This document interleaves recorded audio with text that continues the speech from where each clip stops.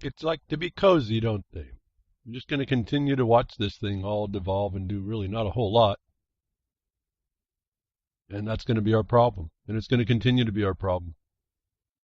And there's really nothing more I can say about that for everybody that wants to make an excuse not to do something to stop something, whatever it is. To make a big old deal about it, just find something you don't like going on and fix it. I'm finding that we're a people, and this may be everywhere, because I just not even going to go jump over there, but I think I just saw that Angela Merkel just went back into office. I mean, what are people thinking? And maybe they're not. And maybe that's our problem. We don't have a thought in our brain. We don't have a right thought in our brain. We got programming in our brain. We got programming in our brain that's been put there for all our lives and maybe and longer, generations, slow and incremental. Pretty interesting to watch all this.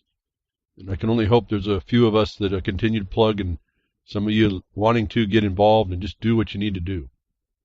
Figure out what it is and stop making excuses and stop trying to sound like all philosophical about what you think you know, because you really don't know a darn thing, actually. And even so, even if you were right about all the conundrums you find, how's that going to solve the problem that you're facing?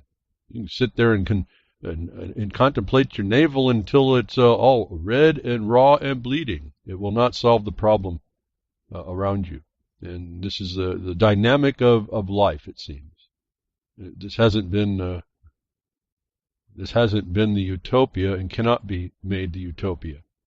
What it is a contention, a continuing contention between those that want to take advantage and those that just want to be left alone. And so the ones that want to be left alone are not at peace to be at peace. And that's the bottom line. I don't know how to respond to all that. BTWRLM233 for those of you on Broadcast, Pastcast, or the recast on ucy.tv on Thursday again. And that's just the code for the search engines. Put in Behind the Woodshed or Real Liberty Media.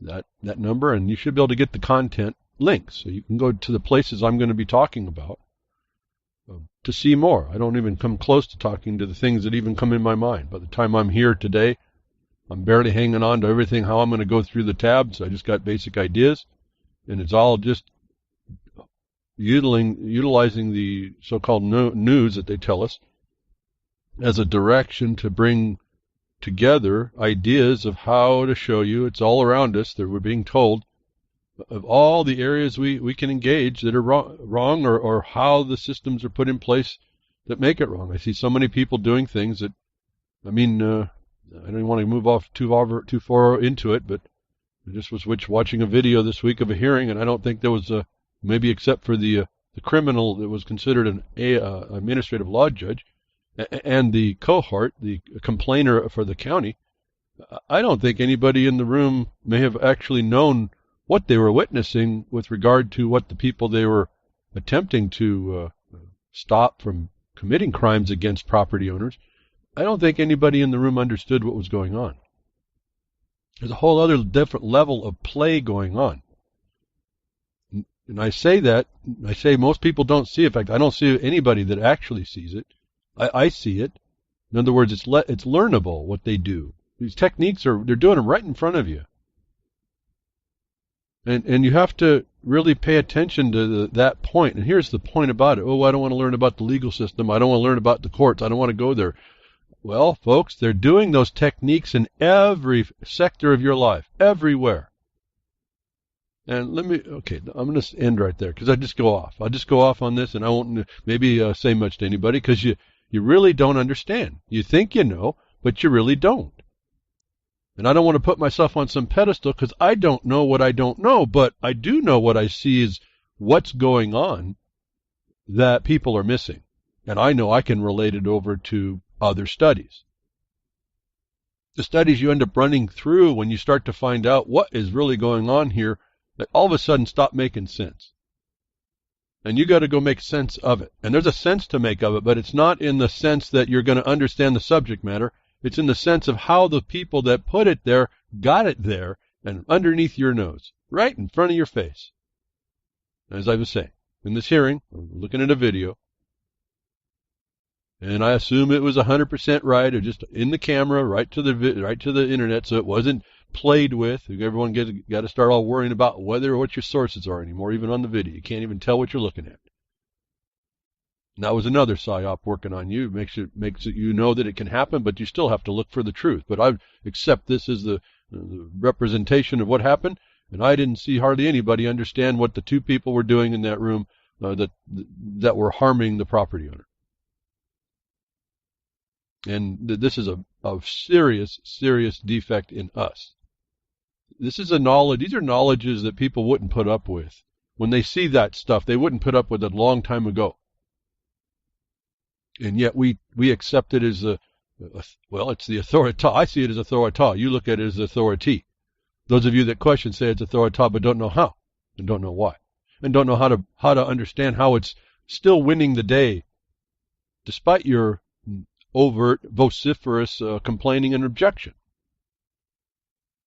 Again, you can be in a prison, and they'll let you scream your brains out. And if you get too loud and too long, they'll just stick it in a little bitty. They'll put you in a small room with it. You don't even get to talk to nobody. You just scream to yourself all the time. You're free to speak. It doesn't mean you're free. It just means you're free to speak. And this is another little tactic they've done. Oh, we got free speech. You think you're free. And then you find out that even that freedom of speech isn't free. Someone's going to decide whether you're free, whatever you say.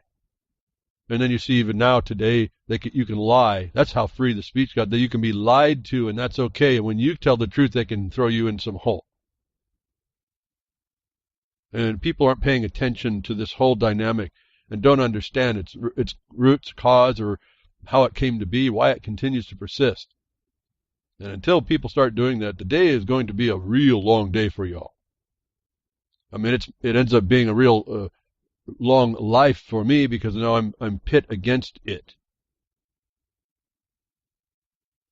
Somehow I'm pausing, getting a little contemplative about pit against it, because I see people getting run down, and I can't help but want to help them, even though I can't. I can help them to a point, but I can't do all of it. This is all of y'all. If you don't know about property, you are property, folks. If you don't defend the property, you're someone's property. And people kind of miss this. You are presumed a property. If you don't have the right answer for yourself, it's over right there. And I see hardly anybody that has the right answer. Oh, they got lots of ideas, but they don't have the right answer in the context. Well, I shouldn't have to do that. Well, yeah, you shouldn't, but you are. You're not listening about what I'm telling you about being in a occupied territory. You're just missing that whole point. I mean, you fully understand it, and how I've been able to prove it to you, just to give you an idea where to go look. There's other proofs. I can only do so much behind a woodshed on a weekend, on the 2 hours. I was just thinking about all that I have to talk about. I'm already not even on my tabs yet, but all the stuff I got to talk to, I'd never get to everything, and I don't even know if I'm getting to how the thematic connections are working throughout the broadcast anymore. I'm getting to some, but if some of you that listen to me a long time, you'll realize that from the beginning to the end of the broadcast, I loop it back around, and I'm proving the same at the beginning at the end. It happens every week. Even when I'm not doing it completely, there's a loop back all the time. And to get to my tabs, there's been a loop back going on. One of the things that we're under, and one of the tactics that are pervasive and what people learn, and also realize, talking to a good friend, that the people aren't even aware of the tactics they use to advance the agenda. They just think they're doing something good. And these are honest dupes. They're all over the place. They literally do not understand what they're doing. They're just brought up. It's like a little kid bringing up a little goat, being brought up to do a certain thing, and they think that's normal. And it is normal to them, and it's normal to the system that they're going to be fostered and encouraged to persist, but it may not be right. And they don't have that principle in them. And when you don't have that principle to check it, neither do you have the responsibility in you to check it. It continues, and they think they're doing okay, when in fact, as I've told you over and over, you can see these people in the system now, in what they call government. And it's actually governance, because you're not even in a government. That they kind of run the day, rule the day, and you have no defense against it. And all we have is complaining. What do they call it? The gnashing of teeth? That's all we have. Now, we could have more, but we choose to be there too. And this is a problem. But one of the main themes and one of the main powers in the world, and I touch it lightly. I just touch a lot of this stuff lightly. It all depends on what your study level is. Will depend on how you will agree with this. You may actually turn off. I've heard you enough. I don't want to listen no more. In fact, I've already lost 10 minutes. I lost half the audience that came here just to hear the next big sensation. This is how they get us. You don't stick around long enough to hear it. I try to get to the point, although I've also off my tabs, but the point is the point. I'm continuing a discussion here of how it's done to how you get done and how you allow it to do yourself. And this is a long-term thing that we were brought up into. We don't understand, like we can be trained to do things that are on an agenda that makes us think we're doing it right, and it's violating people at every turn. It is no different than you live up in a life and you have expectations that have been put in you that you continue to allow that you thought was normal, and it's not. And this is the memory loss over time. I mean the memory of the principle. Why we're here, how we got here, all this stuff. It used to be more common knowledge in people. Not common sense, but the common knowledge. Common sense doesn't exist now in a state where the entirety of everybody who you go to is insane. And you didn't notice that. And then you got into a place where you thought you could argue with that. Why do you think you can argue with an insanity? It's pretty fascinating. But there's been a power, a literal power in the world, and there's powers underneath this, and there's powers behind that, that I've been kind of tracking, and I only touch on them because it's you have to do a big, deep background study to see the veracity of the things I'm telling you. And when you see the international law that bears upon all this, that's in writing, and whether you believe it or whether you believe it affects you, people are using it to affect you, is the point. When you notice these things for yourself, when you finally do the deeper study, you realize what's at play. You realize what people use to be authorities for what is at play. It's totally outside of your belief system, your utopia, your construct, your definitions, outside of everything you think. Partly because you have no actual power. Now, the power in the world is beyond us, I think. But the power that works through that has been a power throughout, and it comes relevant because of all the things I tell you. I could care less about it at one level. I could care less about people's belief systems. There's lots of people with lots of belief systems. And all that I could care less about. This one is organized enough to hurt you. And this one is organized enough to impose itself in a forceful way, though you think you're doing it voluntarily. Even if you don't think you're engaging it. Because it hits you in different places. And when you find the words, the expressions, the terminology consistent across the board, you can pretty well bet it's coming from the same root system that I've been focused on because of, what would I say here? What would be the list? Collaboration, coordination, the need for it, the consensus policy network, how they undermine you in your rights by taking authorities that don't exist, where you don't know, and so they take you authority to do international code enforcements on your property, where they take away and you don't even know you have a Fourth Amendment right anymore. The judiciary that does reflexive law, the same judiciary and bar members of which in their higher organization at the international level are actually the advisors to this same organization in the world. If you don't think this is connected through, and we can point to all the evil villains, and I'll just point out another one, and something I told you last year was coming, and to my astonishment yesterday, we're still here, unless this is a new world, folks, we're still here, right? It's past the 23rd. We were supposed to be hit by Nibiru. We were supposed to see the dawning of the new devil age and all this. Yeah, well, it didn't happen, right? And so, but I was telling you that last year these people were telling us there was going to be a big deal on the 23rd relative to a religious organization and the reformation of it from a schism that was happened 500 years ago. And remember, yesterday was apparently the Jubilee of Jubilees. Did you hear anything about that? I've been astonished. I couldn't find anything about it. I've been wanting to see how they were going to pull all this stuff off at one time, as it wasn't going to be earth-shattering in the obvious. It was going to be very monumental in the invisible, if you will. But there was no news, and that almost makes it better to me than I would have thought when I started thinking about it. The silence right in our face of the power. but I found out some information. What they were talking to us about the 23rd, I only found one important story on. Relative to the Catholic Church and the Protestants, making that treaty to combine and reunify the Catholic Church after the schism created by Luther or the Lutherans, which also now binds itself up. There is no news about this point for the 23rd. I bring this up because this organization called the Catholic Church and its leader, the Pope, is instrumental, whether if you didn't know this about it or not, you've heard me talk about it for 2 years running coming into this time. It's instrumental in supporting the United Nations, its agenda, its human rights, its Agenda 23rd, and everything that is no good for people underneath the cover of being a peaceful religion. This organization also uses it to do its own economics, its own politics, its own everything in the world like any other government. And yet it sits beside a government, so it doesn't have to put up with all the nonsense that you see at the UN, but it sits as an advisory body within the UN. Its policy since the schism was to reunify the church and make, again, the one world church. One world order, one world church, global governance is why I even talk about this so-called religion. But it has a bigger play going on in the history of man, and so we have to look at that part. This is one of the key organizations, if not the underlying key organization, to what's going on in the world today to bring on all the nonsense you see.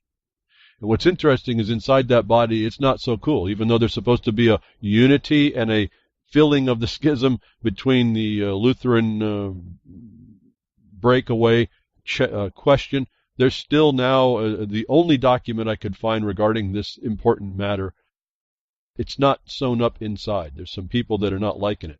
It's the only document I could find on the 23rd. What I did find is that there's something going to happen next month. Going to be the fulfillment of this whole thing, not on yesterday. Why it's important is because this unity thing I keep telling you about on the UN unity is important to keep track of. And I said you don't want unity in this regard. But this is the focus of most of the UN-ity and what they're attempting to be done. That to remind you, in 2017, another report, go through the tabs now, hopefully, Catholics and Protestants to commemorate Reformation anniversary. This was a story that was done a while back in anticipating what was going to happen this year. I want to revisit this because there's some interesting information in this regarding the discussion of what happened when at the time it wasn't understood that the Pope would attend or not, when this Reformation celebration, so-called, it's almost like celebrating a divorce and still living together in a way, was going on. There was an interesting descriptions here. I recently visited Wittenberg, where Martin Luther and Philip Melanchthon worked together. Posters are found in the whole city center. Quote, Luther 217, 500 years of Reformation. Wittenberg is getting prepared by remodeling and gardening. It looks like a big happening will take place. There are also other posters there saying theme year 2014, Reformation and politics. Now, you got to kind of keep track of all these things that are agreeing here. That this is not this whole movement here is not just about a religious belief. This is about the entirety of your life, essentially. And I tell you, politics, you can try to change that over to police. Politics is police. Policy, no law, policy. Governance sits in there. Police, policy, and you have commerce. That's what sits in the politics of this. These are all themes I've told you over and over behind Woodshed to point you to all the subject matters you can look at that are going to be controlled and outside of what you will have authority for, but also is, if you can keep your distance from it, you can create a real separation. You will have a better opportunity to not be brought in and not be presumed to be brought in. And this is partly to tie this in, why I found mining law or property law, understanding what property law and property disposal and the underlying property relationships and the estoppels that build into there to be all important to understand, and what I focused on and seems so far to be the thing that will do what I thought it would and what I tell you that it does, and it's the thing under attack always, because if they can destroy a property, they can destroy you. You have nothing to protect if you have no property, and you don't have any property where all the nature would be you should have at least yourself. You then kind of impliedly prove you have no inheritable blood. You have no blood that you can rely on. And so there's a whole deeper thing going on. But here we have Reformation and politics. And what's interesting, I was just doing in an emergency paperwork, I did a equitable response to something, and one of the remedies in equity is reformation. So it puts an interesting twist a little bit on this in my mind as I was reading it. Reformation is an authority, typically a judge in an equity court, coming in and in a writing, reforming or amending that writing to say what it ought to have said under the judgment of that equity court. And so this word reformation isn't just like a reforming of something old. This can be a rewriting to the determination of someone who has the power to do so and does so, essentially just does so. And so when you understand the terms better about this, well, at least for me, I don't know, for me, I have, like I said, a couple tracks running all the time about what is actually going on. What are they talking about? And in each context, you have to Reformation in the fact of bringing something together, reforming an old, Reformation the concept of equity law, where they're actually having an authority that could come in and essentially amend a prior writing to say what it thinks it ought to say, based on whatever, who knows on that part. Reformation on maybe the more neutral concept, where you're the non-political one that you come into, and more again, it's akin to the kumbaya unity. It's not politically based. We have a lot of ideas here that are played, but you see Reformation and politics, and I have to highlight this because the article highlights it. It puts it in caps.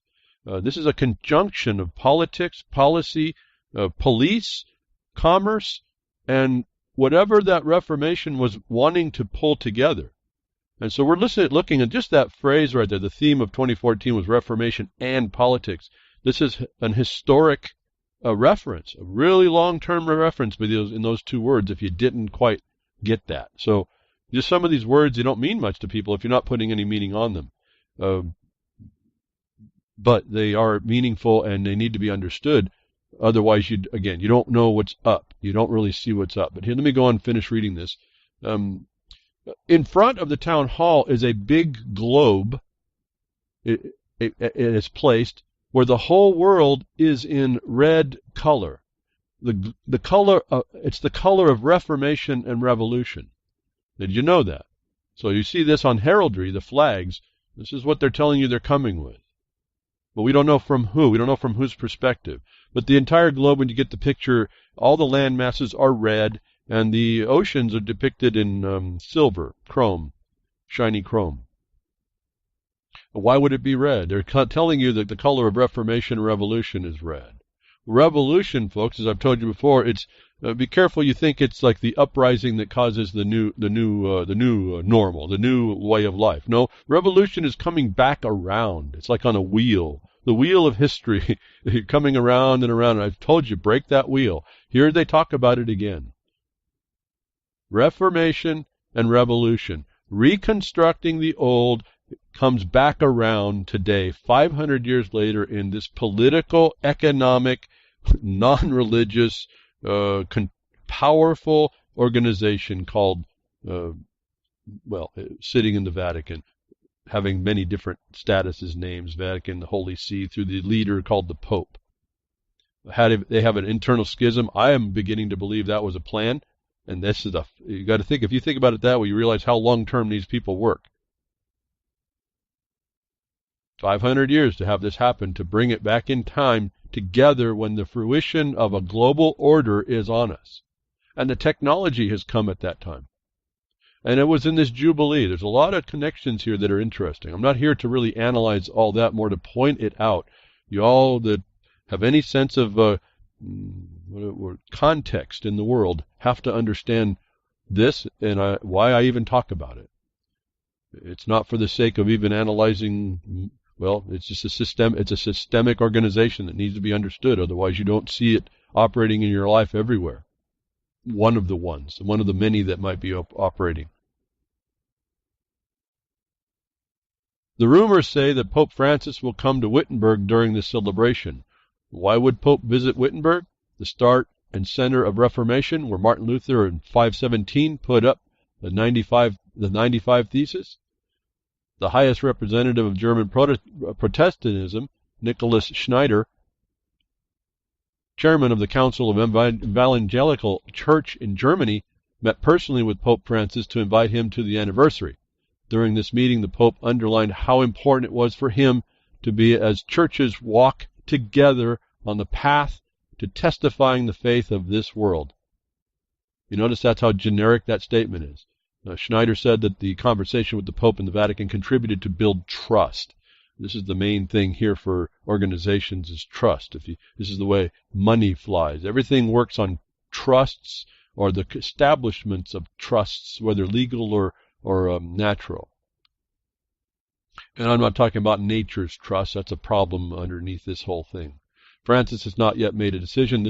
This article was before. He has now made the decision. This is a big deal. This is about unifying the churches. This is about getting the church back together to have one face, but more than that, to include more churches together. I've talked about all this in the past. I usually don't organize it up so that I can go tell you by episode, but it's back there. You have it. If you've listened to me, you have it all. You have a lot of the background. Hopefully you went and you did some research to prove all this out to me. To you and to me, I was going to say, and you haven't sent me any emails to say that I got something wrong when I was preparing this. We're here today, so I couldn't have been that off. What little bit may have been off was incidental because we're here now. So I'm here to show you how big a deal this thing is with this red earth. And I want to just a aside. Remember, this evangelical word popped up right here was the same thing that Pence was promoting. Remember we talked about that? So we have a problem, and what we have in the Republican Party is red as their color. I'm not going to make much a tie. I'm just making a coincidental issue here to look at. And we now point in that broadcast I talked to you about this connection inside and the attack to Bannon, and who was doing it was the accessories to the Pope. And then who was doing it inside of that was the Jesuits now. Well, don't forget the power in the world that wants to extirpate everybody who is not unified with the faith. And so here's another layer of the military side, which we saw, like there's a military order in Malta. Now apparently it's supposed to be doing humanitarian aid for the kids or something. They hide all this stuff right in your face. We all think it's on the surface, everyone's doing cool. But it's all a plan. It's a long-term plan. I'm just amazed at how even though everyone dies before they're 80, for the most part, this thing goes on and on and on. This is a systemic organizational power. And it's with a bunch of people that believe in what they believe. And these are the most organized people in the world to pull this off. And what you may not understand is what they're pulling off. The methods, how they pull it off, are what affect you and cause your hardship right today, where you live. Whether or not they put the label on it that it comes from where it comes from, the method is what's being implemented. So you don't even identify it.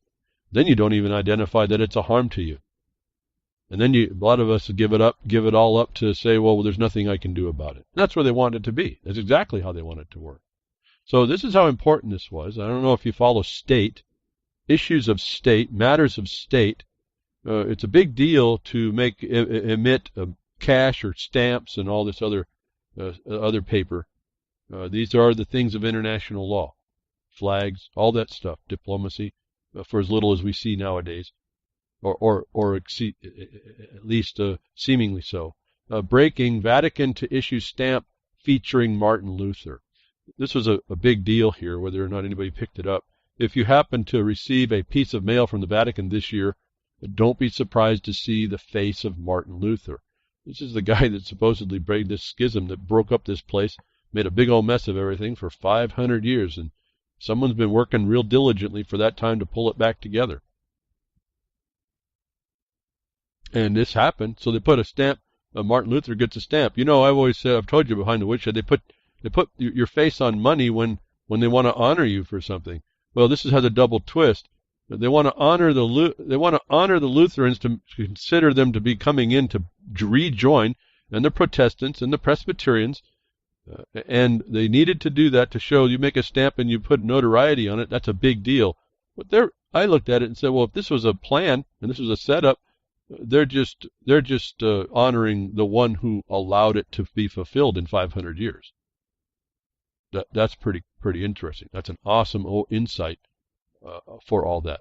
It was important enough that the Vatican produced a stamp. They even have the Vatican. If you think this is small potatoes, they have their own philatelic and numismatic office. In other words, they do stamps and money. And so this is not you don't disregard this power, this little bitty state in the world. You don't disregard it. It has force and effect. And you know that by looking around. What you may not know is all its connections, its tendrils, the octopus that it is, the monster, the tentacled monster that it is. And for me, the response has nothing to do, although the Catholic belief system can be shown to be faulty. That's not my attack.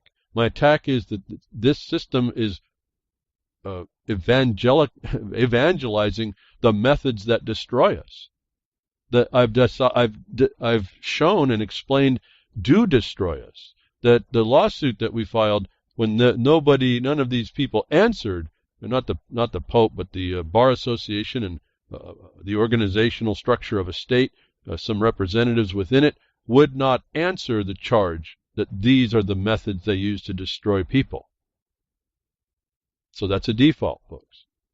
And so what are you going to do with that? Here, just told you a big secret, just told you the truth, just told you their own confession against them.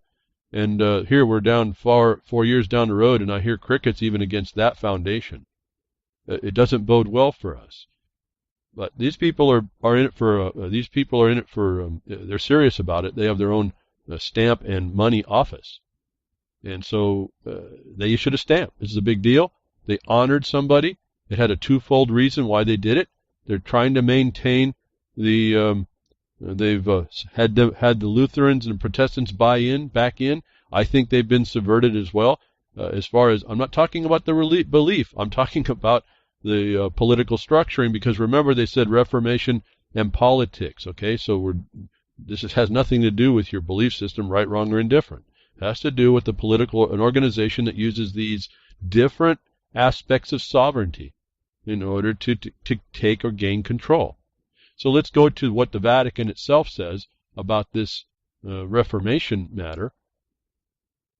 The title for this you'll find, and this is from the Vatican itself, From Conflict to Communion, Lutheran-Catholic Common Commemoration of the Reformation of 2017, Report of the Lutheran Roman Catholic Commission for Unity, 2013.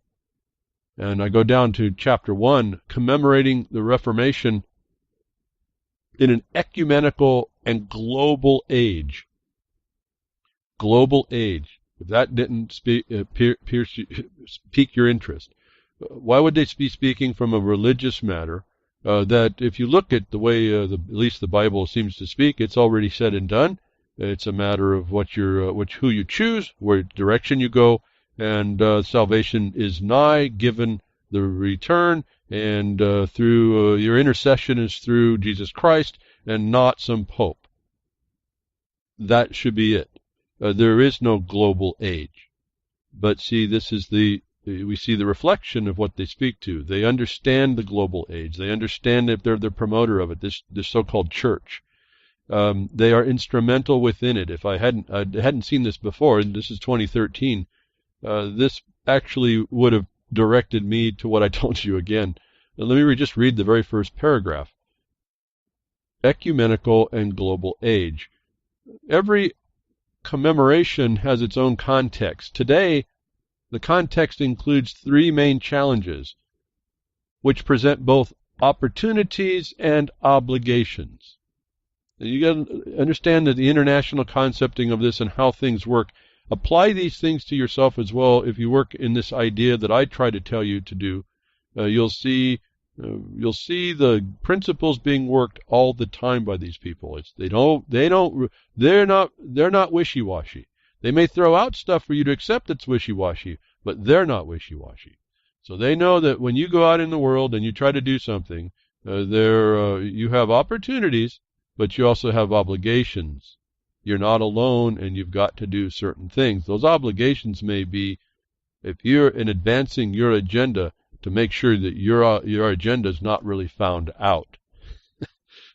It has nothing to do with the working together. At any rate, move one. It is the first commemoration. This commemoration that's going to happen here. Now we find out not yesterday, but it's going to happen in the future here, very soon. It is the first commemoration to take place during the ecumenical age. And I emphasize these because they have a particular and interesting, they have absences and they have particular meanings that were actually created. So the ecumenical age. Therefore, the common commemoration is an occasion to deepen communion between Catholics and Lutherans. This is speaking to the reunity and the treaty that's been signed or going to be commemorated here just next month. It is the first commemoration in the age of globalization. Did you ever notice in the biblical structure of what these people would be thinking as their guidance? Did you ever hear about the age of globalization? Well, the Catholic Church recognizes it. The Vatican recognizes it. Where have we heard globalization? As I said, if I had this document when I was doing the other research, it would have ended, that sentence right there ends it for y'all. To understand how powerful this thing is moving right on through into your life, right where you live. It's the age of globalization. This has been a plan. This has been moving forward all this time. And some other tabs I'll get to, you'll hear that. And I'm only bringing that to bring context, so it's just not a drop. All of a sudden, it just didn't show up. This has been working this entire time. 500 years worth of so-called Reformation. I still think it was a psyop. I think it was made to be as a greater tool. It allows for different types of things to be dealt with. Therefore, the common commemoration must incorporate the experiences and perspectives of Christians from south and north, east and west. Folks, if you're on a globe with all those red territories, what is not spoken of when they talk about south and north, east and west? Well, the answer is nothing. These people are complete in their objective. It is the first commemoration that must deal with the necessity of a new evangelization in a time marked by both the proliferation of new religious movements and at the same time the growth of secularization in many places. Therefore, the common commemoration has the opportunity and obligation to be a common witness of faith. And this line speaks to the completeness of everyone in union, communion, in unity across faiths. This is the one world church actually being stated in an age of globalization, one world government. The territories of which are the color red. They talk about Reformation and they talk about the bringing to the consolidation. That's also the color of your blood, folks. Don't forget that.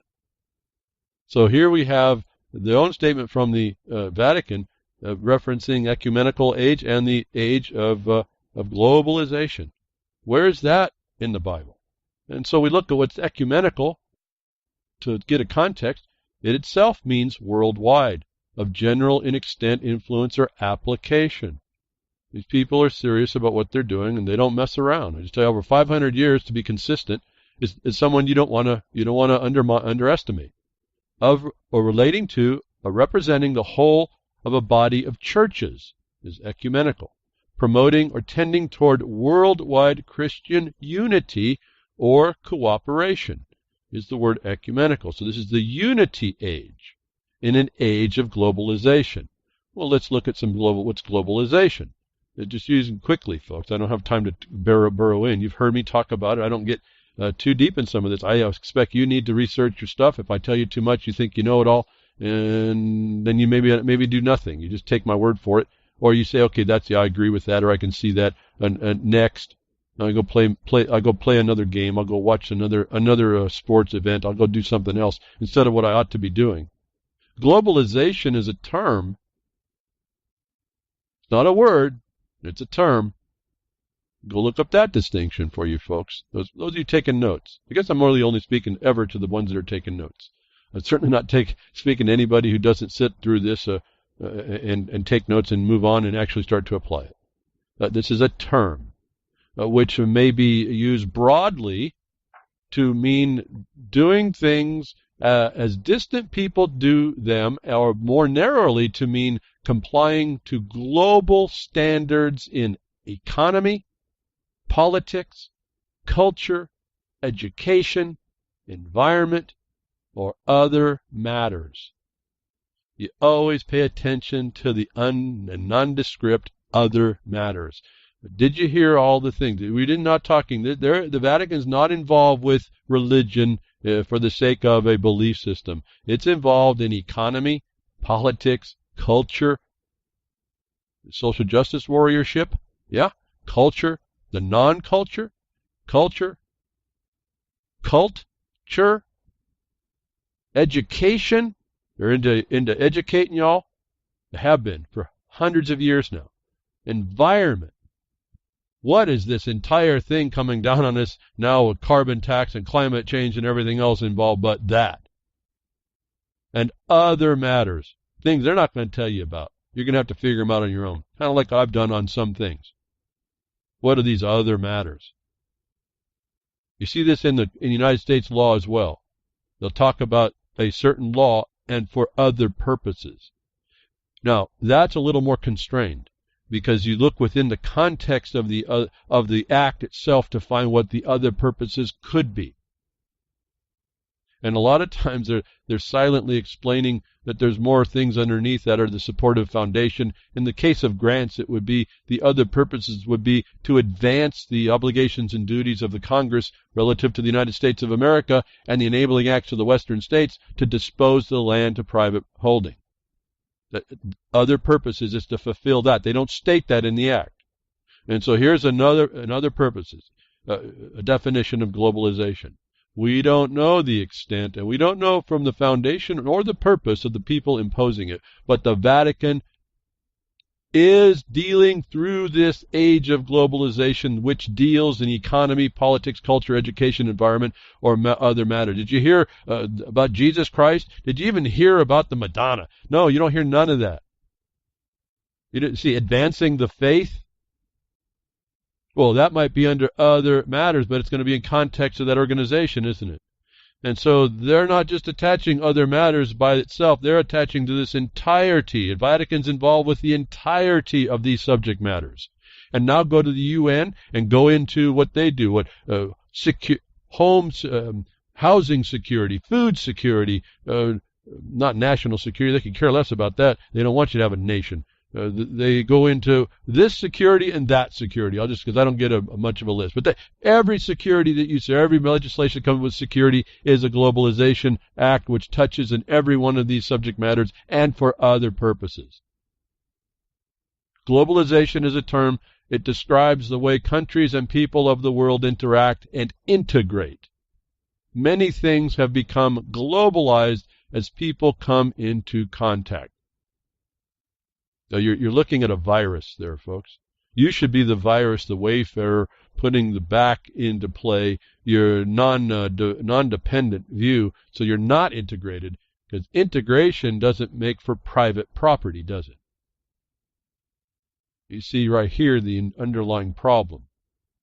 Just contacting people in the world, and I'm telling you it's those people that are globalized, will infect you. And they know that. So they mention economic globalization, political globalization, cultural globalization. You can go and read it. My point to tell you, the term globalization means global standards.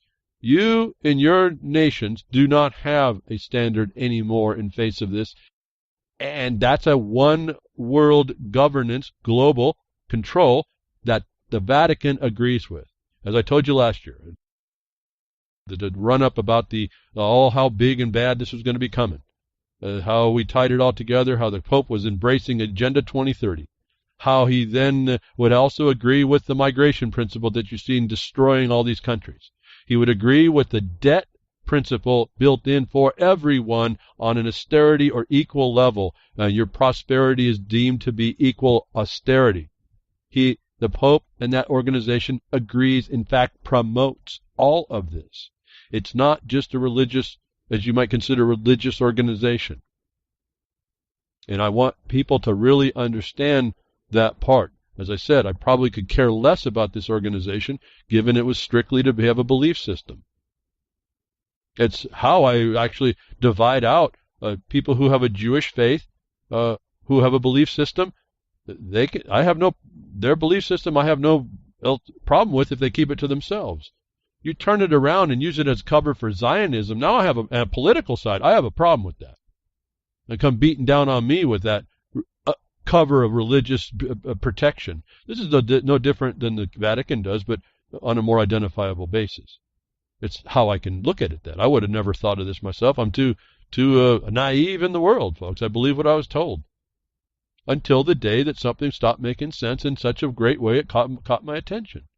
For as much as I didn't like the day to be faced down by 5 cops with 5 guns going to shoot me dead, at the time this all starts to roll out where you're going to be shot dead, apparently I needed to see. That's what caught my attention. I don't know about woke me up. Caught my attention. It took that much, I guess. And luckily, metered enough that I'm here today. I survived. Some guy 6 months later than me didn't survive. He's dead. And I took note of that too. But I started to realize regarding America, well, where'd it go?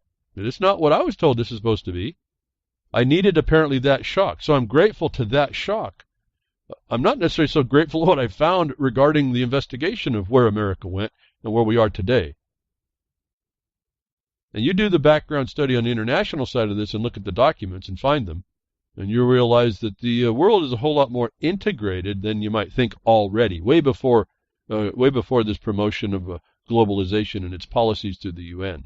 The ecumenical age, I didn't even know what the heck they were really talking about here, folks. I don't get too deep into a lot of this side on this, but what was ecumenical but worldwide? And what they talk about is communion, union, unity, and sure enough, looking at the UCC.org, this is the United Church of Christ. God has moved throughout the 20th century to impel a worldwide movement toward Christian unity, of which the United Church of Christ is but a part. Understood deeply as obedience, the movement is seen more expediently as an antidote to the rising forces of paganism. The ecumenical movement calls the churches to restore their oneness in Christ by union. A divided church is unlikely to convince the world. And it goes on in talking. I wanted to focus on this Christian unity thing. Forget the Christian part. Forget the belief system part. Look at the method, the outcome, and the organizational structure. They want unity. This is going to be, I've told you, this is the consistent message across the board. Wherever this globalization touches, it wants to make everybody unified, and that is what we can also call the process, ultimate outcome of what is consensus. It's also collaboration. It's partnerships. It's stakeholder threats that sit there until they get unified answer to the outcome they want. That's the crime I told you. These were all felonies where there's property rights. Because the people that are doing this under a deception without the actual authority to do it. But this United Church of Christ has stated that they are one of the helpers and promoters of this movement that's been working for a long time. Their logo has on it the motto that they may all be one. Pretty innocuous sounding. It's got a cross with a crown on top. How many crowns you going to get in the world? But one.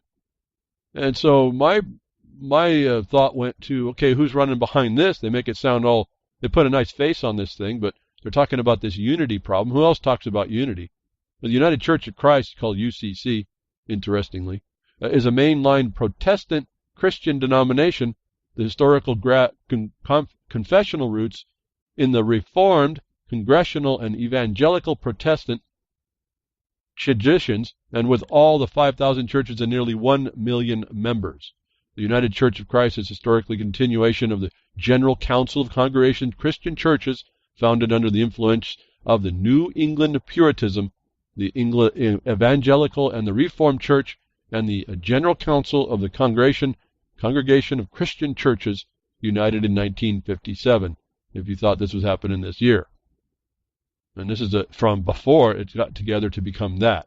Won't read on and on. I guess there's a whole lot to look at inside here. You can pick up the link on the Blogcaster. Point is, it's existent. The point is, it's pushing unity. It's the union, communion. It's what's going on under the color of the authority of what they would tell you is Jesus Christ. When you look closer, it's not. And it's trying to make the formation of all religions, however they can make them fit, to be a united your religion and a one world church. Getting agreement. They don't have to be all formed up. They just have to get agreement. And there's only going to be one head of that. So I went to the look and I said, well, we got this thing about the extirpation of everyone who don't follow the Christian religion regarding the Catholic religion. And we have that little statement in the oath of a Jesuit. And so here it is, the union. They were always into unity and keeping one power. And they were the military for that Catholic religion. And we have talked about the governor of that and everything else before in the broadcast. Don't forget that part. So I'm looking at this unity movement that's been going on for quite a few decades, at least, in organization, built from other organizations before it. And I wanted to see who is the staff of, they called the United Church of Christ in La Mesa. Now, all these places have these different logos, but they all use the same United Church of Christ. And so I'm looking just for the correlation between Church of Christ and seeing who runs these things and any kind of coincidences. And sure enough, we find the one in La Mesa is a Reverend Paula J. Elizabeth, is a United Church of Christ ordained minister, specializing in transitional and intentional interim ministry. She also is a spiritual director, these are capital S, capital D, with over 20 years' experience having been taught in a Jesuit tradition of inclusivity and openness. Bare your souls, folks. So, there's a connection. So I'm going to go back to that, what is that statement that they said there in their logo, that they may all be one. So I'm looking down and just tracking that back. What are the Jesuit influences in these organizations that don't really show one on the outside? And I found that phrase used in a Jesuit, and again, a Jesuit prayer.org organization. And they essentially speak, the Jesuit speak, whatever that will be. And they reference this biblical authority that they are moving through, or the St. Justinian Martyr, JN 17, 2017, and they have this phrase in there as well. I ask not only on behalf of these, but also on behalf of those who will believe in me through their word, that they may all be one. And I go on and on, read it. They have repeat it twice. It's in John, I think 17, 20, 26 is what the JN is. This is now picked up out of the Bible, used as a Jesuit motto for coincidence. And so the unity that the shall extirpate every opposition coming from the Jesuits is running theme in all of this, as we go back to show that the Vatican in 2013 recognizes an age of globalization, which is including not just a religious belief system. It's incorporating everything in your life. They got their fingers in every bit of it. And it's with the object to unify. Again, what globalism does, and integrate. There is no non-dependent. There's no separation in this plan at all. And it's not the only one, and I think parts of these are just different ways of approaching this plan to unify the world. Beyond my real comprehension that they're doing it, but I'm watching and reading about how they have been doing it and see the fruition of it today, to the point that I can identify the beast, the many-tentacled beast, and find out it's living in a place near me. So how is it that these things happen invisibly? I find another article that the United States of America, wants to be this big sovereign and big independent. When you read the international documents, you might have another thought. And you can put the value and the weight of what I'm saying as you will. You will have to make these decisions on what their relevance is and their importance. I've now figured over years now that they have a lot of relevance. Why I'm even bringing it up today? Because it becomes one of those other things that we have quite a few different angles on who's pulling the strings, maybe, and for why, and maybe even without proof that they may actually be connected at some level. Or it can be rationalized that they could be, and without proof to the contrary, given the results, we would have to hold them highly in the probability category. That found another issue here, the Catholic roots of Obama's activism. A very interesting article from the New York Times that shows and discusses Obama, shows Ronald Reagan, goes on through and talks about all these issues of these leaders, supposed leaders of the United States, supposed to be beholding to we the people, so-called, are being guided and led and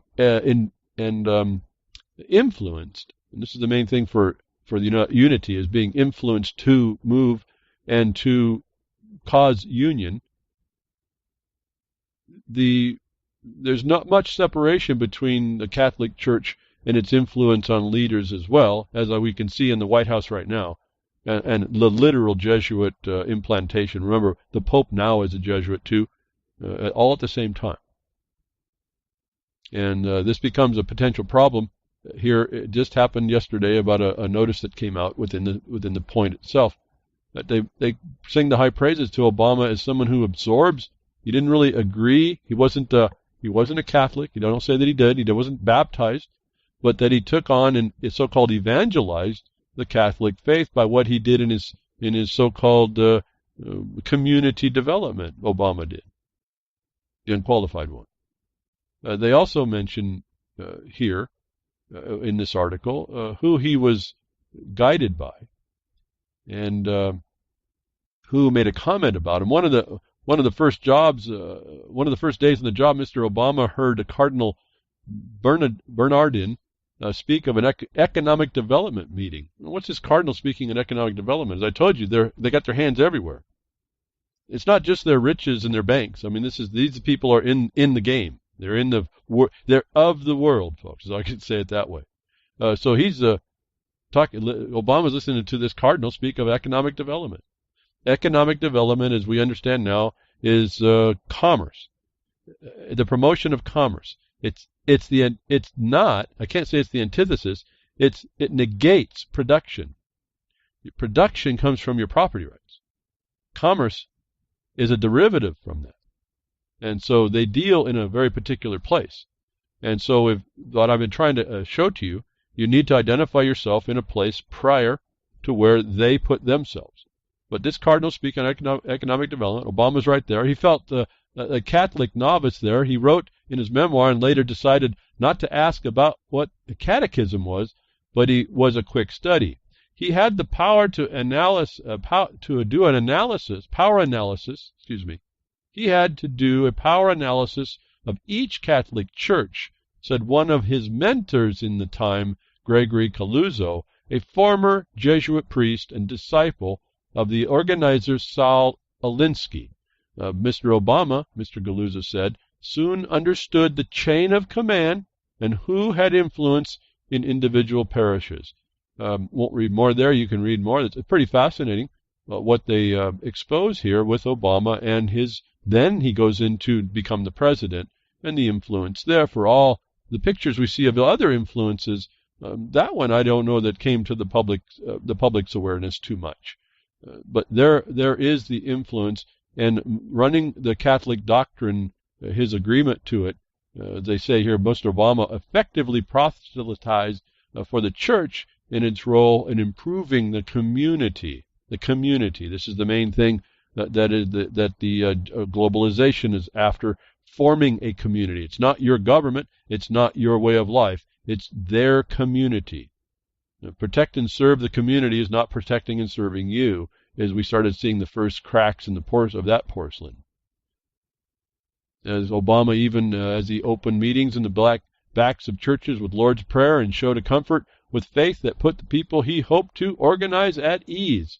So now we see he's a deceiver as well. To get people to agree with him, he'll take on the air to get that to fulfill his agenda. So all these people are the same type of people. Found interesting here as well what Obama doesn't do with the Catholic Church is inspired by someone who does something else. In a particular way. As Mr. Obama helped expand the program from Catholic parishes to megachurches and Protestant congregations, he felt that the need slaked by the prevailing black liberation theology inspired by the civil rights movement and preached by African American ministers like Mr. Wright of Trinity. And what I find interesting is that they just truncated it there. The notion that Jesus delivered salvation to communities that expressed faith through good deeds suited Mr. Obama's instincts and perhaps his interests. So what did I make a highlight here for about they truncated the Trinity? What do you think is the term that they kind of held back, or the identification of what they held back there?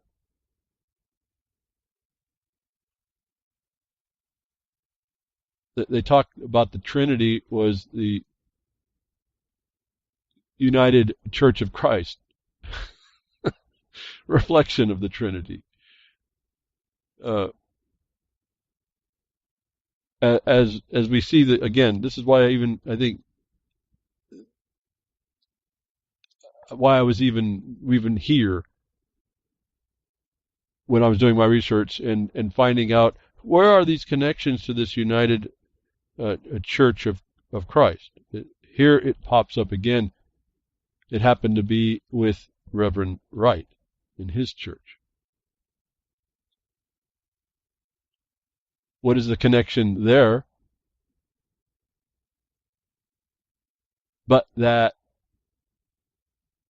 the Jesuit influence on guiding Obama through understanding the command structure. So this goes into when he becomes president and continues partly why you see this community focus, community building, and what it is actually building what the Vatican is interested in on a global scale in this age of globalism, the age of the ecumenicism, the unity of everything into one faith, essentially. And so what happens here coming up is 500th Reformation anniversary will be ecumenical and include Pope Francis. Well, ecumenical is the union, the making whole, the whole world. Right? So this 500th Reformation anniversary was also based in this treaty that's come up to reform the schism made by Martin Luther. And it's been advanced by the United Church of Christ, which we see has its roots in guidance in the Jesuits, which are oath-bound to extirpate all opposition to the church by any means needed, by any means. In other words, they can lie to you. In fact, we understood that within the Catholic religion and the organizational structure, the general can speak contrary to the Pope if it advances the cause of the organization. The 500th anniversary of the Christian Reformation in 2017 is to be profoundly ecumenical with Pope Francis even taking part in the celebratory service with Lutherans in Sweden in October of this year. Was the report. The Pope actually did make the decision to go, and this is a big deal for this whole thing called the World Council of Churches is involved, evangelical churches. This is a world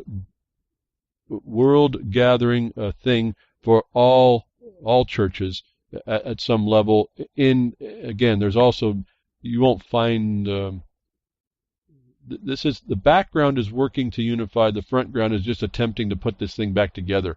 But it is worldwide in its scope, even though it's only happening in Sweden. He's not the leader here of the organization is not showing up for no good reason. He hadn't showed up before.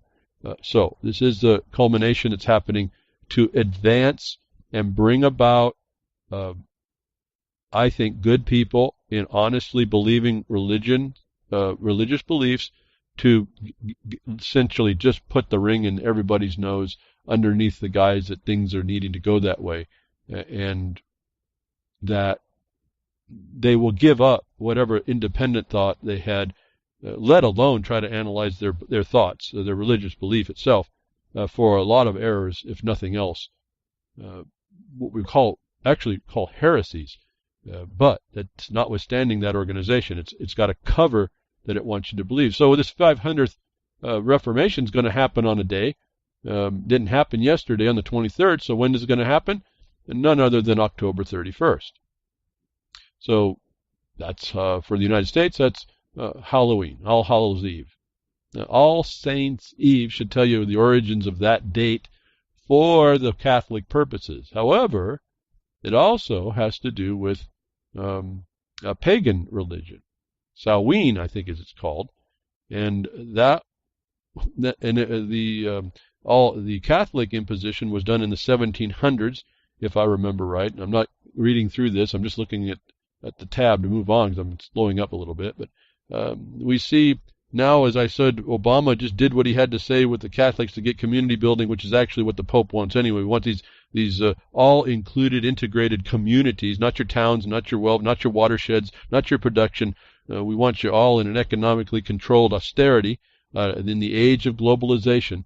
Obama was doing the same technique that they're doing right now to the Lutherans and the Protestants, and they do this celebration on Halloween. That was in 1700 was to overdo what the pagan religion was, to make it more accessible, more acceptable, so they can say, oh, we're all doing this all as one. We all believe the same. And so join us, or at least don't fight us as we work through 500 years to convince you to work with us even more closely. So this is, I guess, the fulfillment of the plan to this part, and to see it roll out and come to fruition, I think, and why I've spent so much time here today, to kind of tie that together for you. It certainly means more study for you, if you're interested, to see a power in the world that is putting on you the hardships that you find around you. And this is everyone, whether you recognize it or not. These are all the same terms, all the same language, fabricated ages in order to make it sound important, give it the cloth of authority that you're going to, we're in something grand, and we have to fulfill that in them. But that's another, again, maybe you don't have a self-worth and responsibility to yourself, but that's just to make people think that they're doing something great, and they forgot about the greatness they were supposed to be for themselves and around them. It's controlled globally, though, and I hope you see that. You see these concepts are coming down and coming through to affect you in your life by the people that are around you that make decisions that you have to go respond to. And let me just come back to the beginning, where a little bit almost went off completely off track. The property owners that are being attacked by the county for what ostensibly, when you find on Track and Back, are international codes, and the county's trying to steal their property. The county has some kind of thing, the taxes alone are all a problem. But no one understands how to look at that and what the scam was. And they don't understand who's making the decisions. The decisions are made by an extended agent of this Vatican organization. By the agent representative of the Vatican organization that represents that as well as its action within governments. Remember, we focus on the Bar Association now. There's an international bar association. There's all kinds of bar associations. They all end up being tied to the same place. We heard in their own House resolutions that they support sustainable development and the things, globalization, all this, where appropriate. Where isn't appropriate when they've got you all, you don't figure out what's going on. As long as they get away with it, it's appropriate. When you didn't throw off the occupation that they did in the government, United States government around 1953, it's appropriate. It's appropriate until you say it's not. That's the definition, folks. You do it until it's not. As long as you stay crickets, they are getting ahead. And they are going to force on you slowly, and you will die over time. Those that come after you, they're going to force this entire system on you the way it needs to be to promote all the things in the list of what globalization is, which entails what? Economy, politics, culture, education, environment, and other matters, which you have to find out about, and I don't know if we'll ever know that total list. Is that list good? I mean, is that enough? Oh, do you think they got you when they got those things covered for you? Do you think they got you under control? Do you think you have a chance? You think your old utopian ideas and screaming and yelling at each other in chat rooms or whatever, or in emails or in videos, you think it's affecting this 500-year execution? And it ain't over. It's like the beginning. So to me, the 23rd, they're telling us the 23rd. This was the beginning. This is the beginning of a fulfillment. It's the end. It's beginning of the end for anybody who considers being non-dependent, becoming separate, being able to have property. This is the fruition of that point. They're about had it. They about got it done, and they've got a whole bunch of millions more people that are going to be proselytizing that point. And yes, my tongue didn't work, but that's okay. Doesn't matter. Fix it. Now, so this is not coming without a bit of problem. On the day that there was that they agreed that we saw last year that the big deal was happening was the 23rd. I found only one response of what was going on with the Pope, and this was it. The Pope risks traditionalists' anger with Martin Luther commemoration. Rising the ire of Catholic traditionalists, Pope Francis is to take part in a joint Catholic-Lutheran service in Sweden in October, marking in Halloween and Samhain, for all you pagans, in October, marking the start of the 500th anniversary of Martin Luther's anti-Catholic Reformation. It's like celebrating the divorce and still living together. The service will take place in southern Swedish city of Lund on October 31st, the Vatican said. The Vatican admits this is happening. This is not just fake news. Lund is where the Lutheran World Federation was founded in 1947. This is like the conqueror coming into town and claiming the land. So we can go read more about it. We can talk about all the heretics that were made out of all this and how they're not now, how Luther is now the hero, how they had to do that to appease the Lutherans, but that there's a risk. And so what happens on the 23rd actually was not the risk of that unity. And remember, the Pope is Jesuit. He doesn't care how this thing comes together, as long as it comes together. He doesn't care if he's violating things. He doesn't care if he becomes a heretic, as the Martin Luther was a heretic and all those that followed, and now it's supposedly patched. And between them, I suppose it could be patched. But they're imposing this thing in the age of globalization, so it means you are involved. They didn't just keep it within their bounds. This is all, essentially, I see it as a plan. On the day, 62 scholars correct Pope Francis for propagating heresies. seem to be a proof of the fact of how the Jesuits will extirpate by any means anyone who doesn't believe in the faith over time to bring unity into the world and run it of the world. Be in the world but not of it, and they are making the world of them. 62 scholars correct Pope Francis for propagating heresies was the only thing that came out the day I thought we were going to have some more celebration in a different area. I found that silence on the other side to be deafening in a way, but it forms the point about the Jesuit in the office and the overriding purpose to bring all religions together to form one world church. They're doing this also in the context that you may not understand. The one world church is globalization. It's all the economy, all the politics you see going on. It's all the environmental stuff that's going on. It's all of that is the church.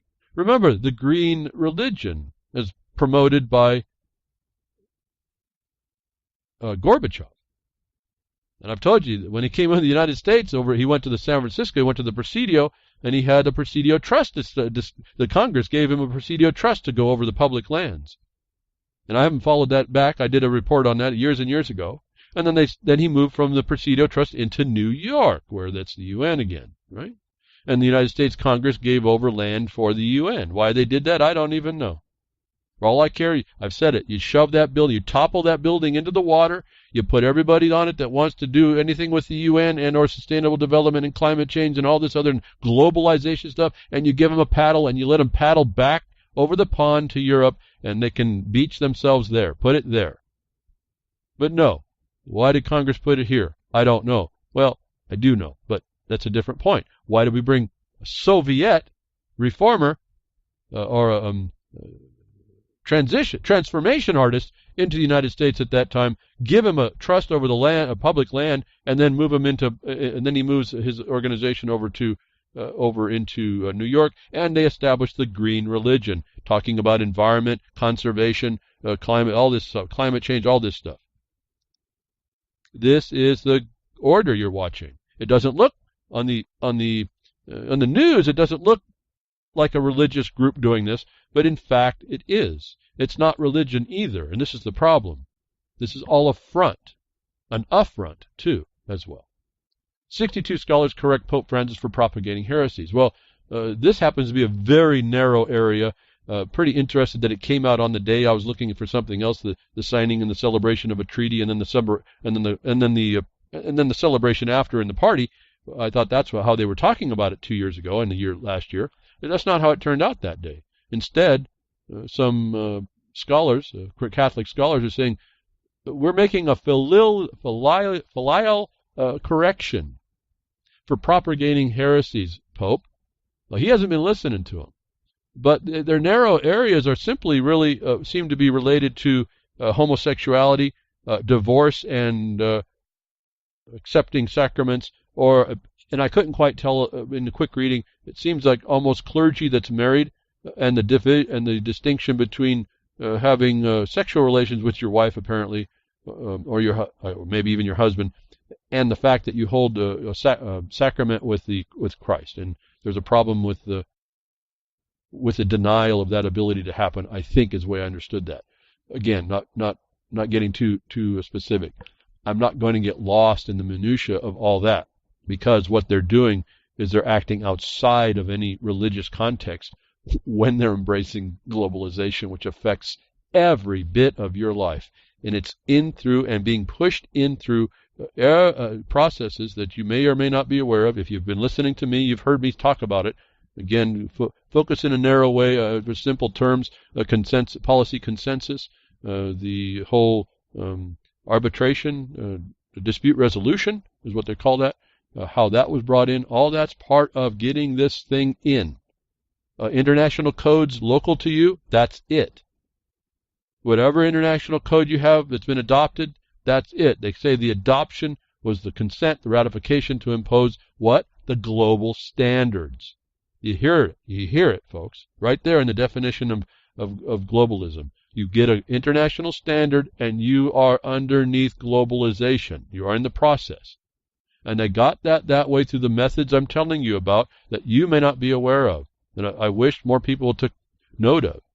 Now, this global or historic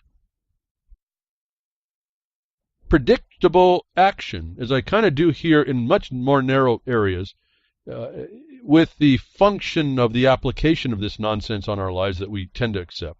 There's a way to look at it more prophetic, if I can say that, in belief systems that is viewed that way, that you can predict the future. Well, I found another article along these whole lines about the Reformation, that it was actually the healing up of the healing of the wound. Remember, we got in the Bible there's a reference of healing a wound. This looks a lot like it, folks. That's why I'm telling you there might be a bigger issue here.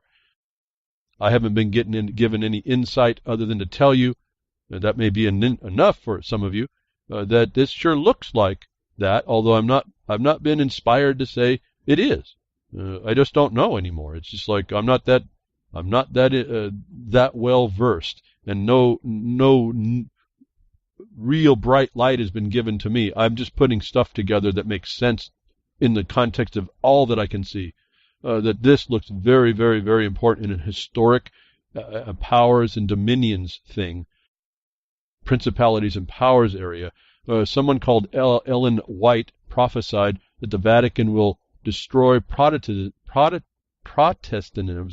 and Pope Francis will succeed. It was an interesting report I found looking at this condition. And the Roman Catholic Church, I'll read it. The Roman Catholic Church is far-reaching in her plans and modes of operation. She is employing every device to extend her influence and increase her power in preparation of a fierce and determined conflict to regain control of the world, to reestablish persecution, and to undo all that Protestantism, I'll get this right, has done, as written in the Great Controversy on page 565, 566. This was stated before, and it doesn't need to be such a prophetic view if you look at the history of what was going on. By or whenever this book was written, I don't see the date, the international documents were in place to show all of this.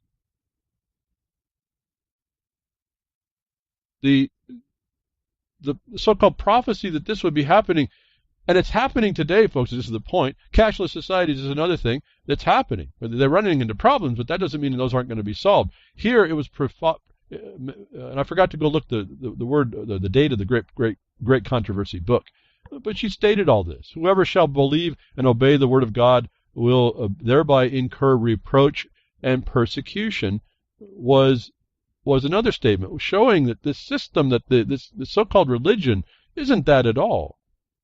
And so there was an insight, and I can't remember. I wish I could. My mind's not finding out where Ellen White, which group she was with. I think it was a Seventh-day Adventist. And so, anyway, it's another view of how to work. And the Seventh-day Adventists have a couple of very powerful points that I think need to be considered.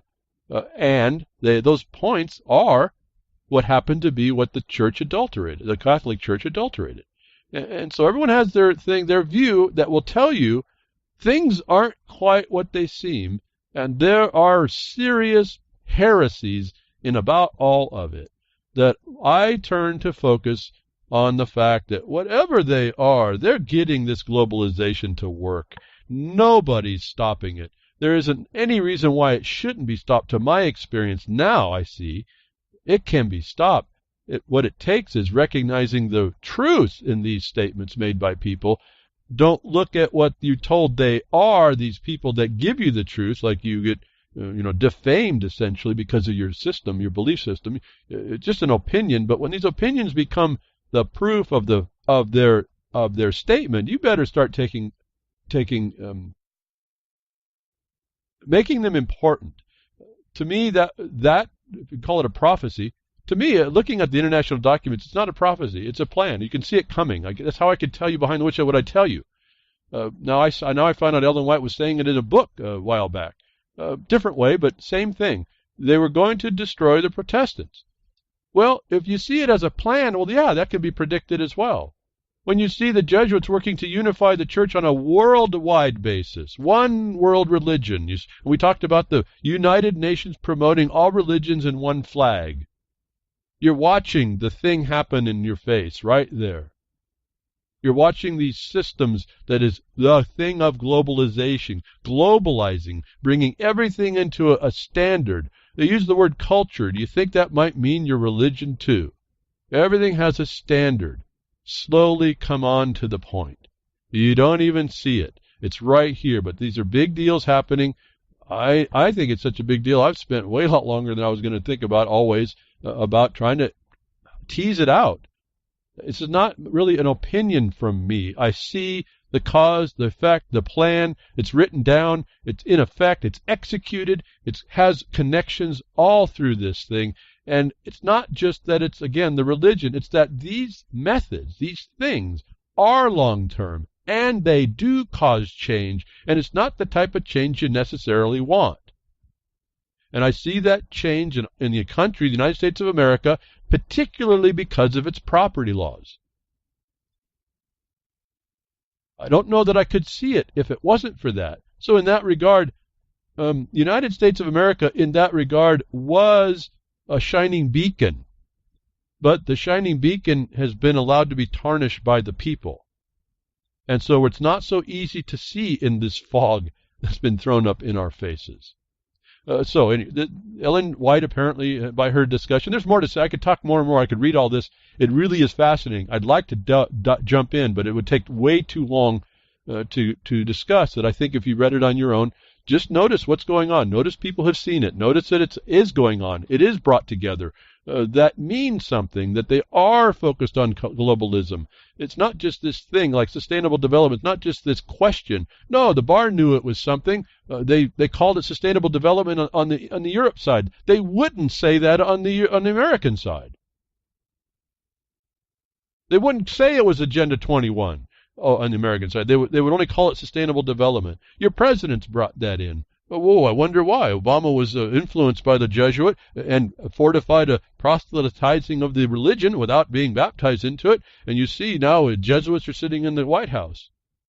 You think there's a cause and effect here, folks?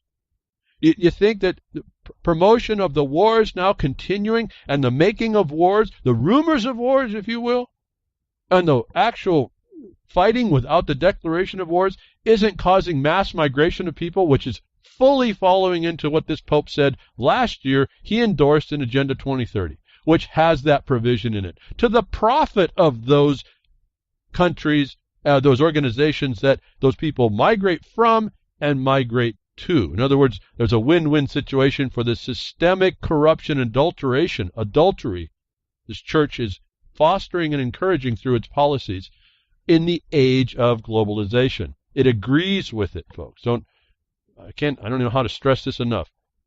And I'm telling you on the other side, I've been talking to you on the functional side, how they enforce that is through all these other things I talked to you about with policies, not law, judiciaries that are reflexive and not in law, that have opinions where they shouldn't have opinions, legislatures that don't listen to their obligations and duties. You see, the church listens to its obligations and duties, but these legislators won't. They're to the property. They want to destroy property. And how they bring in stakeholder systems through policy consensus to defeat you at every turn. And they do it because the system they set up does it when someone puts in an input, it wins. If you're not there to counter it, you lose. If you're there to counter it, it's a 50-50 shot depending on how much you understand the system. So it's meant that you will likely lose, unless you start organizing up. And I don't say unify, don't be unity. You work, you find the wrong you need to make right. You go work there, and then along the path, find people that agree with that for you. You'll find your own natural group. It's a unification, but by purpose, to throw off the occupier, to throw out the insanity, to throw off the globalization, which has actually got a source of support from a so-called religious group. And how are they doing that? I talked to you here last week. It's bringing it on. I talked about it just a moment ago. Cashless society. Why would they be doing that? It's been predicted it's coming. How are they going to pull it together? I could never figure that out. And then Bitcoin pops up. Oh, that's a cool trick.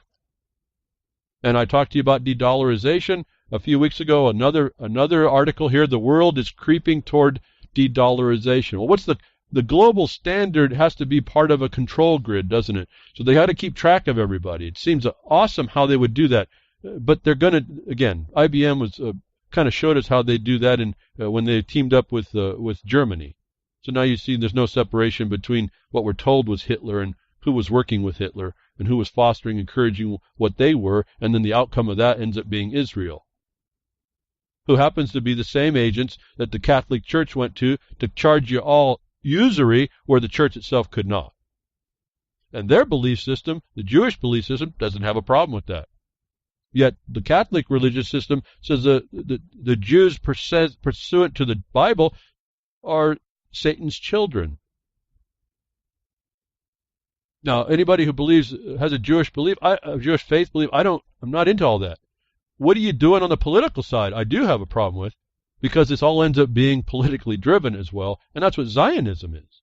So you're using the cover of a Jewish faith, no different than Catholicism uses the cover of Catholic faith, supposedly honoring Jesus Christ in the proper way, to use it to cover for globalization, which has nothing to do with any belief system, right, wrong, or indifferent. But the world is creeping toward de-dollarization. More people are starting to see it. This is from the Mises site. They're representing this fact of this whole de-dollarization transferring system. What I was talking about with everybody's involved. All the nation states, all the nations are involved. No matter how you look at it, I've told you they're all interlocked through whatever system they use. They're all interlocked to the globalized system. There will be no escape. And you're told that too. There is no escape from this system. And that said, and I don't want to, I'll just say it this. That said, once you have enough reading in legal and realize these terms they use and the words counter to those and the jurisdictional things, you look very carefully at the passage that says you really won't escape. You don't have the number of the beast, and it says, but it also says unless you have the number of his name. But when you have someone's number, you understand him, and if you have his number, you may understand him enough to avoid it. And so, to me, I saw that as a little bit of a hope. And how do you do that? You have to make yourself non-dependent on this entire system, and bring your responsibility to you and then those around you. And work with those that are not integrated. They say the whole purpose is to integrate. Don't interact with that system or integrate with the system, they say, is globalization. They're telling you what not to do here, I guess is the other thing. I guess I missed that point. When you read these definitions, they're saying, I'm telling you, when you see a definition that says that that's what they're doing, you have to understand what that is and then not do that. But you have to not just not do that. People miss this as well. It's not just silence is consent. It's silence in doing nothing is consent. Even having a vociferous objection is consent. Even knowing not to integrate, but not taking now the steps to do something else to show you've not integrated. If you don't do that, you've lost. It's not so simple here. I keep telling you it's multi-steps here. You have to do things. It's not just to say, oh, I won't integrate and I won't do this and won't do that. You have to do something counter. You don't say, I'm not that person. You have to say, I'm not that person. I'm this over here, not that over there, which you have jurisdiction of. I'm not that, I'm this. If you don't make a claim of something, and I don't mean just like free man on the land stuff, you have to have a status in international law. And that's where, again, this land law in the United States really comes to bear, because it then deals in relationships which are is stopped by their obligations and duties that you see the Vatican does know and recognize. You say, we heard it right out of their mouth, or right out of their print. But this de-dollarization now is becoming more important. another article is made going through the questions about this all. They talk about it. This economics is also politically charged. So you're seeing the combining of the things of globalization into, well, they make it diffuse so you can't understand where it's at, but you're seeing that everything becomes unified. Everything is unified, integrated. All these separate concepts are integrated. And they're made in such a way that you may not understand how that's all been done. And I'm pausing. Because you don't know that, you don't know the terrain, I'm suggesting you need to take a step back and understand all this if you're going to really be serious about how this works. They're telling us how it's coming down. People are recognizing it is coming down. Those that may have been prophets before and have said it's coming, but I can tell you that I guess if I would have been thoughtful that way, I could have positioned myself as some prophet, maybe even for profit, if you now start understanding what words and terms can be messed around with. But that was never in me to do. I was just looking innocently at the thing. I was kind of coming after the fact. Well, this is not making sense. How do I make sense of it? And I found out it's nonsense. It has no sense. Unless you understand it's tied to an execution of a plan. And it's not for you. So you got to take yourself out of it. You literally have to remove yourself from the whole thing and look really objectively about this. And at that point, I went back to I don't know what I don't know, so I got to put everything in possibilities and probabilities. This is not even up to have an opinion. There's no opinion, beyond opinion. I mean, there's no way to have an opinion. You just have to watch almost after the fact, but you can predict as well, because they tell us. So with this globalization is coming the globalization of how you interact and integrate with that system, are forced to integrate with that system. And we've been talking about biometrics. This is all part of that. The Pope believes in this, okay? This is all part of it. You can't divorce, you can't even reform the divorce. You cannot separate this condition at all. What you're looking at in the world is a religious movement as well. Everything can be viewed through this act of globalization that is being given the stamp of approval of the Vatican through all of its tentacles. So I've just wanted to, so that can be used as the pervasive force in the world, the Jews of which are just one little tentacle. Why? Because they were used early on as a tool for the church itself to not do an overt heresy about charging usury, but took advantage of some other people that would and gave themselves the distance of a non-agency agency, which is still another heresy. And no one seems to stop this stuff. No one calls it out and says, well, that just makes you a criminal, and we're just going to have to put you there and leave you there, and you're going to be banned from the world. You're just not going to we're not going to give you air wherever you pop up. But anyway, you go to cashless society. Biometrics is all part of the globalization. We now have it. UK supermarket becomes world's first to offer cashless checkout with finger vein scan. And so we have all the problems with the digitalization, the hacking, the hackability, the databases, the privatization of this in people and organizations that I can tell you when you look at like maybe Clint Richardson's Corporation Nation and all the integrated corporate structures and nesting of corporate structures and people that are in the same boards of direction, board of directors and things like that. Then you can envelop that to organizations themselves that have their own board of directors involved with the economics of this and how they're going to keep you underneath control, how they're going to track you, how they're going to trace you, all that stuff. You're seeing it come out. This is not a joke. This is not some opinion. This is not some fantasy. This is not sci-fi. It's not just being done just for no reason either. That's the thing I want people to see. There's a cause and effect behind all of this. Everything, everywhere. So, you're going to go and get finger vein scan. I'm not even going to touch whether that's viable or not. Actually going to do it. They have all kinds of problems with fingerprints when you get right down to the law, using it as evidence. So, I'm not going to touch all that. The point is they're going to cashless checkout and they don't need that chip. How's that? Another thing that this globalization uses as a tool, a weapon against us to bring us in violation of the creation and focus on the creation instead of the creator. You have to understand what's going on here with climate change. Just to touch some news stories that just came up. Again, September 19th is the date, so we're just a couple days out. I want to say this is all timely stuff, I would guess. I usually don't like doing the dates on the broadcast. I'm hoping my broadcasts are somewhat timeless in some regard, except for the tangibility to an action in the world. They're actually looking at universal ongoing principles, ongoing methodologies that are going to continue. These broadcasts will be relevant until you stop that system. And the writing on the wall is not very good for us in that regard.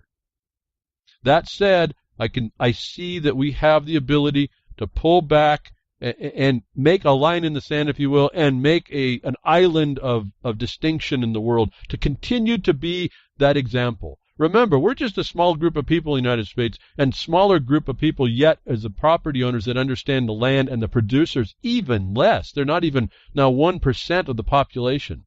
Miners and timber people and farmers and ranchers. I think at max they were like 4% of the whole population of the United States. They're infinitesimal example. Talk about a remnant. They're an infinitesimal example to the world of what actually should happen. If we can fortify that in the United States of America, again, look at that property law, get our people in the seats of decision to stop putting the agenda of globalization and start understanding their actual duty is to protect that property, and it's easy to do. We just need a lot of people that have this knowledge and force it back down into the local governments. You're going to push this whole globalization thing right out. You'll displace it again that quickly. But one of the tools they use as weapons is climate change. Now comes out here, for those of you keeping track, I just want to let you know, there's just so much real science that says, well, there's a sun, first of all, and that pretty much drives the whole of our existence is that sun. However nasty Grimner thinks it is, and it is, I mean, no one's going to mess with it. It's not very nice, but systems have been put in place to keep us in some sort of balance, pretty interesting balance, and yet there's people out there that believe that they can look at a chart based on a hypothesis. It's what's the thing about it? Is a statistical relationship to an unproven hypothesis.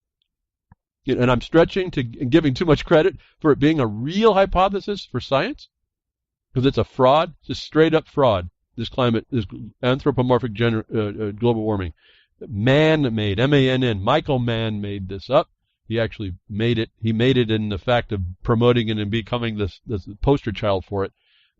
How can you possibly model this entire system? Is beyond me. It's always been beyond me. The science itself that I understand could not even come close to it. That these people are saying this, it shows they're lunatics, but they're proven that they can be a heretic within a system if it advances the system. Remember that climate alarmists finally admit we were wrong about global warming. This is an inescapable conclusion of a landmark paper published by Natural Geoscience. Actually, you have to pay for this. I wouldn't pay the $199 for it to read it, but that's how they get their money too. Just understand that this paper is discussed in these articles, find some around, that they actually admit they overstated the impact of carbon dioxide on climate and that the planet is warming more slowly than predicted. There's quite a few people that are analyzing this, and it's not just that they overpredicted. They're actually admitting that what they chose as these dynamics were improper as well. They then give themselves, say, well, we have more time. And this happens to come in at the time when they're going to have this Paris Agreement, which now Trump is saying he didn't necessarily say he doesn't agree to, but they want the United States to have a better deal, only means they agree with climate change and the Pope and the imposition of all this. Trump believes in this stuff, otherwise he would denounce it for the fraud that it is.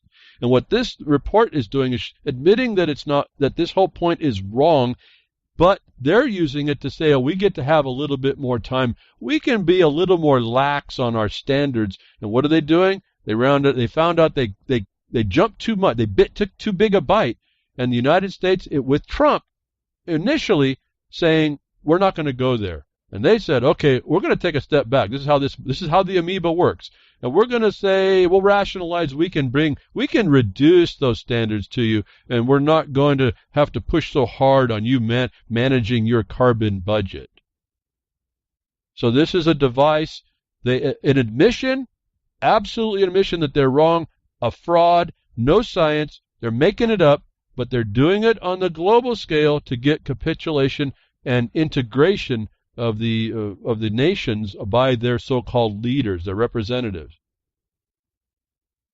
So very interesting admission by the people that did this are the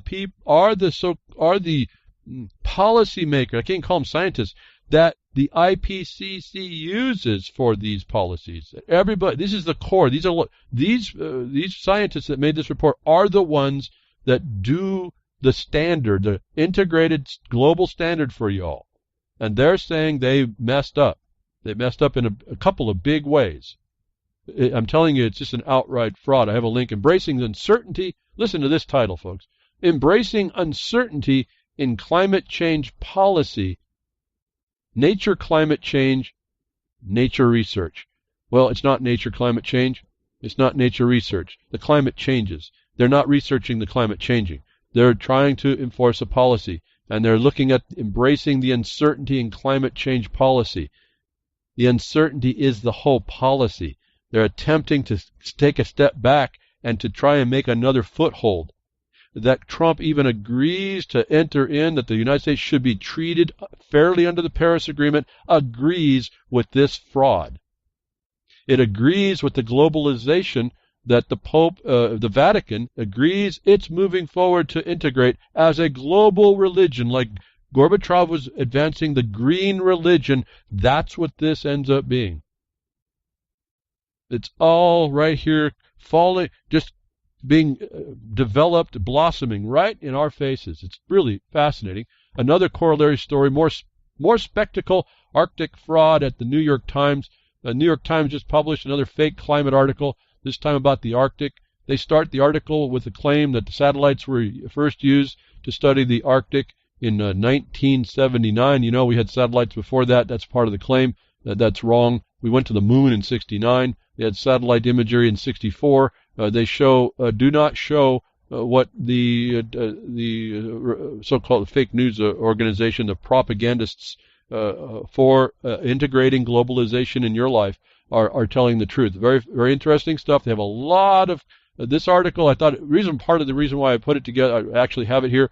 They got a lot of image clippings of all the old articles.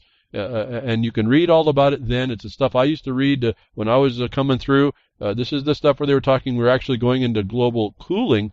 But at that time, and I'm still thinking back, if I can, I'm not actually clear, but I think I've seen enough stories written. They were actually basing it on not a fabrication, but on actual things. And in fact, we are going into a cooling period. And that's where I told you if they start doing cloud chemtrailing, they could actually, and I think this would be the plan, hasten and deepen a natural occurring cooling sequence in the Earth, Sun, solar system, universe relationship. That's actually happening. It's a natural occurrence type variation. And it's going to go, they say, until 2030, 2050 now. It's just happening. It's just what happens. The anomalous magnetic structure on the Earth right now, the non-polar, or quadpolar to non-polar, the diminishing sun, all this interacts. When you have when you have a system that has no powerful constraints, the system will do anomalous things. It's partly why we're seeing partly why we're seeing the storms now going to levels, the hurricanes going to Category 5, and now they're talking they're going to have to maybe go to make a Category 6. It's why we have floods that are just killing people, mountains sliding down. Oh, and I wanted to mention, here we're getting into the time here, folks. Watch out in California. This is maybe part of this reaction to the snowpack. Remember I told you. We're coming into that window. It's now September, going into October to December. We just had a big anomalous earthquake off the coast of California, 5.7. And it's on the outer fracture. But that may put pressure on the inside. I told you this tectonic hydrodynamics that I understood, I thought I could see back when I was looking at all this back in the 70s. I think there's a good potential for this to be responding. We may have just seen the first tick, so I can't know, but I just want you to be aware that if you feel shaken, and you see what's going on in Mexico as well, different dynamic, but be prepared. Start thinking for this stuff. Keep it in your mind, because not as a fear, as a preparation. If your mind is already thinking that direction, your feet will get you to the place it needs to be. You'll be grabbing people you need to grab to get them out. You put them in the right spot. You won't get in trouble. You'll understand all that. That's the only reason why I bring this up. But we're coming into that 5.7 earthquake in California kind of reminded me, well, we're in the window. Can't tell you if it's going to be fulfilled. I told you the Banda Aceh quake kind of changed the dynamic of the crust as I understood it was going on. It was predictable to some extent before that, and I've been kind of blind to a lot of that. I just want to warn you what one remainder thing that still holds out, one of a couple. It was this, what I consider the tectonic hydrodynamics. It has to do with deep water in tectonic fissures and faults, issuing up or actually draining down. That is now coming out of the snowpacks. Now, the snowpacks did melt a little quick this year, so I'm not sure what was residue, but they didn't know how much was remaining. They couldn't tell. So there's still this big potential. I just want to call everybody's attention to it. The dynamics are fascinating to me, but not to the point where I can tell you. But here, there's a natural dynamic going on, a natural cyclical dynamic in the solar system. And I told you if they're feeding chemtrails up there and it actually starts to pollute the air, which looks like they've been doing it. Now, I mean, it used to be a question. Now, I don't think there's any question. They would actually reflect too much energy and hasten the cooling period and deepen it and lengthen it. So let's hope for other smarter things prevailing. But they want to bring hardship on people because you're seeing in Puerto Rico and Dominican Republic, when those hurricanes scoured the land clean, destroyed everything. You're watching what chaos is. I can't call it anarchy because anarchy has to go against an actual structure, and it only has a difference of opinion. But you're watching literal chaos. You're actually what people are going to do when they have no food, no water, no nothing. When they listen to the law say to come and take their guns, and they didn't go look at the law, as Gary L. pointed out about what they did in one of the areas. I think Virgin Islands or somebody down there, Puerto Rico, they went, National Guard went and take everybody's guns. When you look at the law, though, it said it's only for companies, businesses that sell guns. And so innocent people gave the law, so-called law-abiding people didn't know what it means. They gave their gun over. Now, those that didn't turn the gun that were bad guys are now coming out in gangs to steal what little bit is left from people there. And what they're finding out is what preppers, so-called preppers, discuss is what you need to do. You need to have a bunch of people that are organized in their own selves that they can pull together, pull resources, pull functionality, numbers count, organized good numbers count, no different than an opposing gang, to protect yourself. But you watch the government fail absolutely. It's on you. You're watching the exact thing that governments want to put on people in a condition where they want to control them. You're just looking for a way out. You're just looking for the next meal. When you get yourself, and they get you into that austerity, that level of austerity, you're going to be looking for help. That's where they got the control. So the more times you can be non-dependent and in the system and self-reliant, which means you are looking for helping with other people, the better you're going to be able to resist the slow motion deflation of your life in the subject matter areas, at least of economy, politics, culture, education, environment, and other matters. What is international standards of austerity? It's on you. So it's on and on, this stuff. So we have all this is climate change. This is the tool of the globalization. This is what the Pope agrees with. This is what the guy who's going to now stand as the conqueror of the Lutheran Protestant Presbyterian schism, which I think really wasn't so much that more than a plan, because see, they got able to extend out now and make a unity for everybody, because what sense does it make to fight amongst each other? We have all the same faith, right? Well, that's what they go out on, but what they're actually talking about is the world standard of control. And they don't care to put any hardship on you to make that happen. Remember, the oath of the Jesuit. They're going to extirpate any opposition by any means. Now, one of the organizations in the United States that we talk about private property, production, watersheds, that is part and parcel to this globalization destruction, which you'd think it wouldn't be, But remember, oh, darn it, I can't remember. It's an international group. I can't remember the name. This and a bunch of other agencies are part of this international group. I call it the Horde of International Water Trespassers, is the Forest Service. Improving flows and protecting flows of water is one of the main things that the Forest Service does in the United States of America over its forest reserves. And those forest reserves are not to be put into non-use. They were supposed to be put in improving production. But the Forest Service, as a part of keeping you out or wilding the United States subject to the Sustainable Development Principles and the biodiversity treaties and all the stuff that this Pope agrees you need to suffer to make this international global standard of austerity, you are now having to obey us.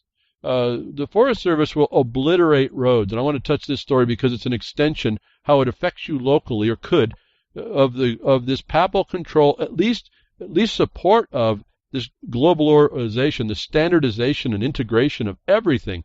I've told you the property laws of the United States cannot be integrated lawfully. I've also told you find what they're doing and be the opposite. So if I just told you that the property laws of the United States can't be integrated globally, you now have found the line that you can stand on behind and be protected in if you can empower the laws, which are being eroded everywhere because the remedies are going away. And the only remedy we end up having is the mass of educated people that start finding out those in the seats of decision are in dereliction of their office, and we start to address the accountability problem.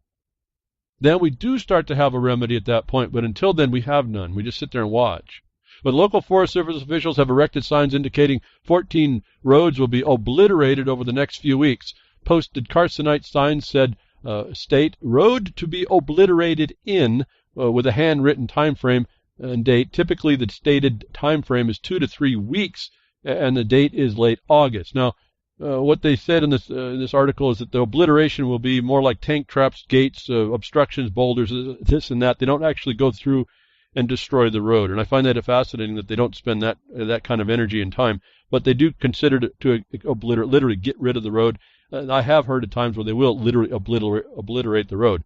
They usually block it off. I wanted to point something out. This is the extension of you not using and wasting your watershed. I just want to touch briefly and quickly. If you know your state's highway and trails laws, you will know the Forest Service has no jurisdiction or authority over those disposed lands of the public domain within the forest reserve. That power sits in the county to determine, but not unilaterally. You can't just open and close. So any road that's been obliterated for those counties that are out there, and this is in San Juan County, I guess on their website, they're telling me they're ignorant of their own authority. The seats of decision don't have a knowledge that the Forest Service cannot obliterate or even determine the continued use as a pre-existing claim of possession by the people of the county. It's not even in the county. That if the county people don't understand this and they don't start stepping up, and how fast I told you it is to stop this globalization or the wilding or the depopulation of places and the non-use of your watersheds and production and the actual wealth of making derivative economies from that, then you're in dereliction of your duty. You're in malfeasance because there's no law to allow it. And by not moving forward, and anybody who sees this doesn't move the law forward within the county, they're allowing globalization. And you're doing it contrary to law. How simple that is. Thank you very much today. I hope something I said inspires you to do something. Grimner, thank you for reallibertymedia.com. While you work there in the archive and the blogcaster and everywhere else that you do on freedomsnetwork.com, and Jules at ucy.tv. Thank you for what you do there. Podcast, pastcast, and recast on Thursdays. For this broadcast on Thursdays, replayed on there. Thank you for terrestrial broadcasters, and I'll be here next week. Tech Diffs are nature willing.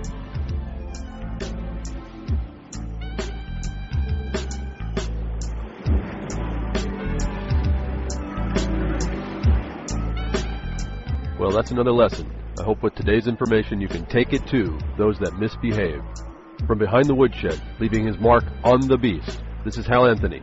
Till next time, journey with purpose.